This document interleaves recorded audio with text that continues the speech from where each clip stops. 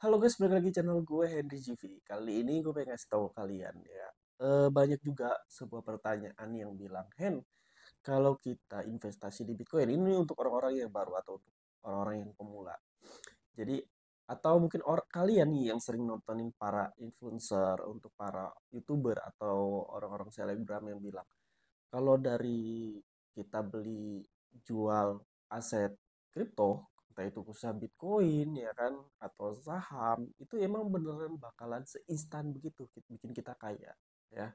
Ya ada yang bilang kayak sekarang lagi rame-ramenya bilang Timothy yang emang dulu hidupnya susah ya miskin ya kan sampai bisa sekarang asetnya miliaran ya triliunan ya bisa punya semuanya karena dimulainya dari dia susah dulu. Nah, jadi gini guys, menurut gua untuk kita bisa kayak dari sebuah aset entah itu Bitcoin, kripto atau kripto lainnya, itu sebenarnya butuh proses yang panjang. Nggak mungkin sesingkat itu kecuali kalian emang punya modal ya. Ngerti nggak? Intinya di modal ya, di duitnya, uang cashnya ya. Bukan berarti kalian tiba-tiba susah. Nggak mungkin kan kalau kalian susah tiba-tiba punya uang cash 1 miliar atau punya ratus juta. Nah, jadi gini, gue akan kasih logikanya aja.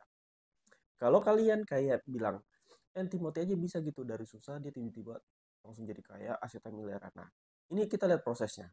Timothy itu kayaknya, miskinnya, susahnya itu beda dari kalian, dari kita semua. Ya, semua orang dimulai dari nolnya pun itu berbeda. Jadi gini, misalkan, oke lah, ada yang susah banget, yang emang masih susah banget ngontrak ibaratnya kerja UMR nih, UMR Jakarta. Dia cuman habis dalam sebulan buat bayar eh, kontrakan, terus buat membiayai ibunya, adanya ibarat kayak Timothy yang dia bilang, gue biayain adik gue dan orang tua gue, keluarga gue. Tetapi kita lihat dulu pemasukan yang membiayai. Kalau pemasukannya kayak UMR, menurut gue untuk nabung itu mungkin ada bisa, tapi untuk nabung secepat itu dan banyak itu sulit. Beda sama Timothy. Ya, gapnya di sini nih. Kalau kalian yang mendapat gaji UMR Jakarta, tapi kalian nggak cuma ngurusin diri sendiri, ya untuk langkah mengumpulkan uang 1 miliar atau kalian mau dapetin kekayaan itu gapnya begini, ya. Gini sih gini. Dan kalian yang membiayai, ibaratnya membiayai, yang membiayai keluarga kalian, gapnya jauh semakin kesini. Jauh nggak? Jauh. Jadi minus. Jadi bukan dari nol lagi, itu namanya minus. Kalian mulai dari nol. Ya, jadi jangan samain ketika kalian bilang, wah Timothy ini nih. Kalian selesaiin dulu, ya, selesaiin dulu, ya, hal-hal yang emang perlu kalian selesaikan, biar kalian bisa mencapai nolnya kayak Timothy. Kalau kalian bilang Timothy itu dari susahnya kayak gimana? Kalau menurut gue sesusah-susahnya dia nggak mungkin miskin banget, susah banget. Buktinya dari mana? Dari sekolahnya. Kalian lihat deh, sekolahnya dia aja sekolah di mana ya dia ya? Pokoknya sekolah yang menurut gue udah mahal, elit. Bukan sekolah-sekolah negeri ya, bukan kayaknya. Terus dia kuliah di BINUS bisa ya 1 semester ya dibilang ya kalau nggak salah ya, kalian bisa cek, gue nggak terlalu ngedengerin banget. Pokoknya dia pernah kuliah di BINUS, bayangin. Dan dia berhenti di situ, guys. Kalau kita memang susah banget, ya. Ini menurut gue karena gue tipe orang yang susah. Maksud gue juga termasuk orang yang susah. Ya, gue nggak tahu susahnya gue kayak gimana standar kalian. Tapi menurut gue, ini pandangan gue. Sesusah-susahnya gue, menurut gue harusnya sulit untuk kita kuliah di BINUS. Mau itu cuma 3 bulan, karena biayanya mahal kan. Itu yang pertama menurut gue, ya. Berarti dia tuh hidupnya agak lebih susahnya tuh lebih enak lah ya dibandingkan kita kita rata-rata. Terus sekolah dia sebelum dia ke BINUS, kalau gue lihat itu sekolahnya menurutku termasuk sekolah-sekolah elit, ya. Beda cerita sama gue yang gue sekolah gue nggak terlalu bagus, ibaratnya SPP yang cuma paling ya ratusan ribu. Terus ibaratnya masih dapat bantuan dari pemerintah ya waktu gue zaman gue sekolah. Nah, itu bedain guys. Jadi jangan bilang kalian, wah dia si Timothy dulu pernah miskin, pernah susah. Beda, beda, susahnya beda. Dimulai dari nolnya tuh beda. Ya beda. Baik. Kalau kalian lihat umurnya, ya kan? Umurnya dia sekitar 25 ya kalau nggak salah ya, dan 20.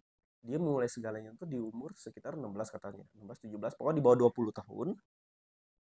Dan dia ngebangun sebuah perusahaan juga namanya Ternak Uang. Nah, kalian bayangin deh, ya, kalau kita di masa itu gimana caranya? Berarti dia punya modal, berarti plusnya dia punya modal yang lebih besar dibandingin kita.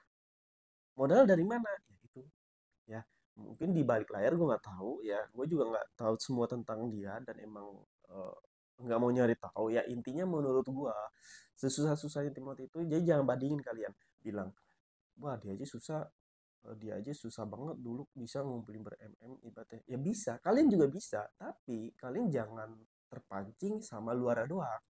Kalian lihat prosesnya. Ini nih, yang harus dicontoh itu proses seperti apa. Kelola keuangannya itu seperti apa.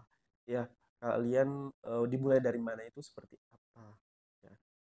Kalau kalian yang masih ibaratnya susah banget, terus buat jajan aja susah, bayangin. Kalian ada nggak kepikiran buat bangun perusahaan? Ya kan? Berarti yang harus kalian benahi itu diri kalian sendiri, keluarga di sekitar kalian. Gimana cara biar mereka bisa makan dengan tenang. Oke? Jadi jangan putus asa. Tapi bukan berarti kalian harus putus asa ya. Enggak juga. Semua orang punya perjalanannya. Tapi gue pengen di sini kalian tuh kayak enggak apa namanya? Gue pengen enggak ada terjadi waktu pas zamannya afiliator. Kalian banyak kan. Sebenarnya afiliator itu enggak salah. Yang salah itu orang yang menjadi afiliator yang memanfaatkan itu. Ya, yang investasi berkedok judi. Yang ngerti nggak maksud gue? Gue pengen orang-orang yang dulu korbannya, gue pengen orang-orang yang dulu yang trauma tuh pengennya tuh bangkit dan nggak terkena lagi di bakal kayak gitu, nggak ngelihat kayak orang-orang yang bilang ini dapetin segini Bitcoin bisa kaya dan lain-lain dong. Kalian bisa bisa tapi butuh proses, butuh waktu. Gue aja butuh bertahun-tahun guys, serius. Gue butuh bertahun, nggak mungkin gue dalam sebulan 2 bulan 3 bulan. Gue belajar dulu prosesnya apa, ya gue belajar dulu. Terus gue juga mulai sering tiap hari gue di market itu gue sering baca market kripto, saham, forex gue liatin. Terus juga gue harus cek ombak itu gimana ya. Gue harus pertama rugi, ibaratnya gue harus benar-benar cek dulu ini market si Bitcoin seperti ini agresifnya, terus emas gimana, forex gimana, saham gimana, semuanya dimulai gue harus cobain, ibaratnya naruh modal yang emang bakalan hilang. Nah, meskipun nggak semuanya hilang, nggak semuanya loss kok, semuanya untung. Dan itu pun butuh perjalanan pengalaman, ya, dan perlu ilmu dan bekal yang benar-benar matang menurut gua. Bukan hanya cukup, tapi benar-benar matang, benar-benar memahami. Karena yang kita gunakan itu uang di market, itu kripto, saham, forex, ya. Jadi kalau kalian bilang komen-komen gue, Hen, remote-nya bisa kok lu baby guys, beda guys susahnya. Kita tuh terima kenyataan aja sih, realistisnya terima gitu. Gue susah dan lain-lain, nah gue harus bangkit dari ini, gue harus selesaiin dulu nih. Kayak utang, ada yang menanggung utang keluarganya, saudaranya, ya kan, orang tuanya yang mereka harus lunasin. Dimulai dari situ, itu minus guys, bukan dimulai dari nol lagi, minus. Ya, kalau gue dulu gue lagi susah-susah, susah banget. Kenapa gue bilang susah banget? Gue mau beli sepeda susah guys. Orang-orang nih ibaratnya gue mau sekolah gitu. Gue sekolah pun harus jalan kaki demi mengirit naik angkot. Naik angkot itu dulu sekitar 2.000 apa 1.000. Apa gope ya? Pokoknya gope 1.000 tuh. Gue lupa gope apa 1.000 ya. Pokoknya demi uang sekitar 1.000-an. Ya, 1.000-an gue harus ngirit. Ngerti nggak dari sini? Ya, 1.000 tuh. Gue jalan kaki. Rela gue jalan kaki. Rela jalan kaki sekolah demi 1.000. Gue irit. Saking gue pengen hematnya, saking gue pengen nabung, ngumpulin duit, pengen punya uang, ya kan. Dan itu masih kelas SMP, gue masih SMP. Dan itu gue masih belum tahu uang gue bakal digunain kemana. Karena lingkungan juga berpengaruh guys. Ya, ya gue nggak tahu lingkungan Timothy dulu gimana. Apakah lingkungan dia emang orang-orang pinter yang berbisnis dan lain-lain. Nah, sedangkan lingkungan gue di zaman itu tuh yang taunya cuma main layangan, terus main PS, main warnet. Ya, itu internet belum terbesar sekarang ya di zaman gue itu. Maraknya cuman BBM, pada bandel-bandel lah. Itu belum ada kepikiran mereka untuk mencari uang gimana tentang masa depan. Masih SMP guys, masih SMP. kan gue pun cuma ngertinya nabung, nabung, nabung, nabung, nabung, yang berarti gue pikir gitu gimana caranya biar tabungan gue ini bisa nge-backup kehidupan gue, ya biar gue bisa beli apapun, bisa jajan ya, meskipun saat itu tetap nggak bisa sih, habis-habis juga, habis-habis juga duit gue, ya naik 1.000 doang.